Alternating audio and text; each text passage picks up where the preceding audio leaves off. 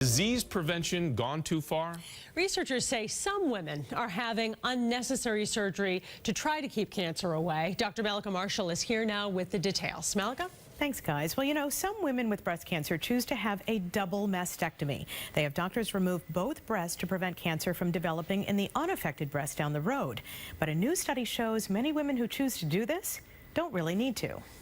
Researchers at the University of Michigan surveyed about 1,400 women with breast cancer in both Detroit and Los Angeles and found that 70% of women who chose to remove both breasts were not at high risk of having cancer develop in the healthy breast. We've actually seen a dramatic increase in women who are choosing bilateral mastectomies. Dr. Mara Golshan is a breast cancer surgeon at Brigham and Women's Hospital. He says several factors may be driving women's decisions. Peace, it's comfort, it's saying that I never have to have another mammogram again, or if I'm going to feel a lump in the opposite breast, you know, I'm going to break down for a month and not talk to anyone. How do you think a lot of the high-profile celebrities out there having a double mastectomy has affected women's decisions? I watch TV just like everyone else, and you know, the Christina Applegates and the Angelina Jolies of the world, well, they have an inherited predisposition to breast cancer, so they're at very high risk of developing breast cancer, and for them that was the right thing and the right choice to do. But Dr. Golshan says those genetic mutations affect less than 7% of breast cancers in the U.S.,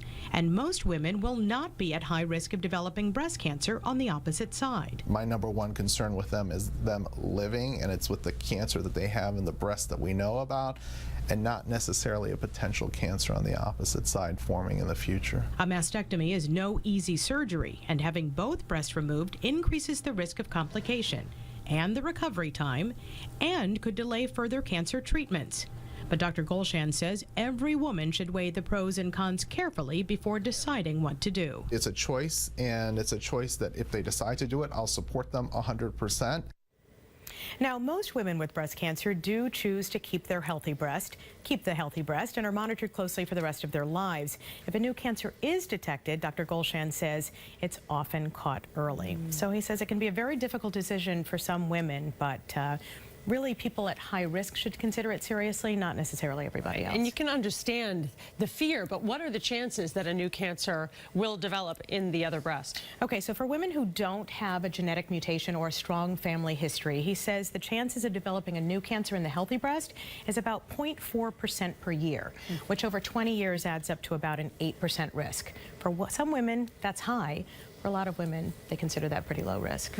Dr. Marshall, thanks very much. Thanks. If you have a story idea for Dr. Marshall and she gets some of her best stories from you, email her at drmallika@cbs.com, or you can tweet her at Mallika Marshall. Well, push